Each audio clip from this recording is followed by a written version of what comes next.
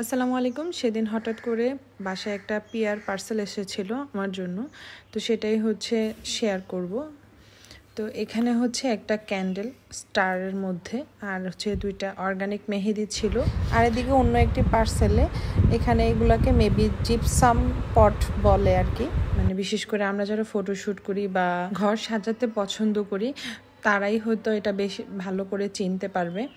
তো এখানে দুইটা জিপসাম পট ছিল, একটা টপ টাইপের ছিল আর একটা এখানে ছোট ক্যান্ডেল দিয়েও এটাকে সুন্দর করে সাজানো যায়।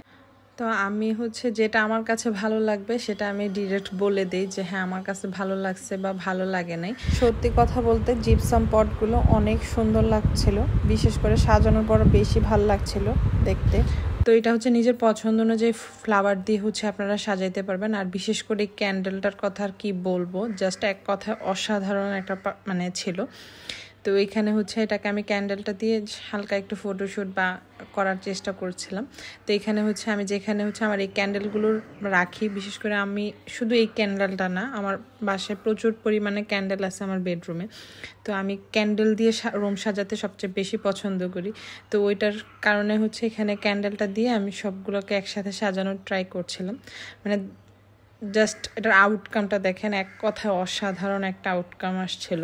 আর যেই পেজ থেকে এই পিআর পার্সেলটা এসেছে অবশ্যই আমি এটার পেজ লিঙ্ক দিয়ে দেব। আপনারা যারা এই ধরনের ক্যান্ডেল অর্ডার করতে চান অথবা কাস্টমাইজ কোনো ক্যান্ডেল অর্ডার করতে চান তাহলে আপুকে নক দিতে পারেন, মানে নিঃসন্দেহে আপু অনেক ভালো ভালো প্রোডাক্ট মানে কাস্টমারকে দিয়ে থাকে।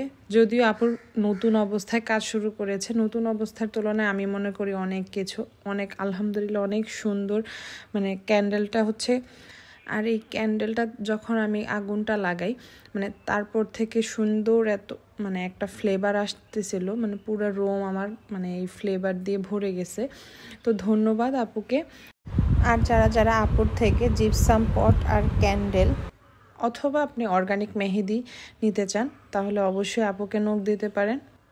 আর যারা পিআর পার্সেল আমাকে পাঠাতে চান অবশ্যই আমাকে ইনবক্সে নক দিবেন। আর এটা মানে আমার ক্যান্ডেল দিয়ে সাজানোর পর আমার বেডরুমের আউটকামটা। মাশাআল্লাহ, ধন্যবাদ সবাইকে এতক্ষণ ভিডিওটি দেখার জন্য।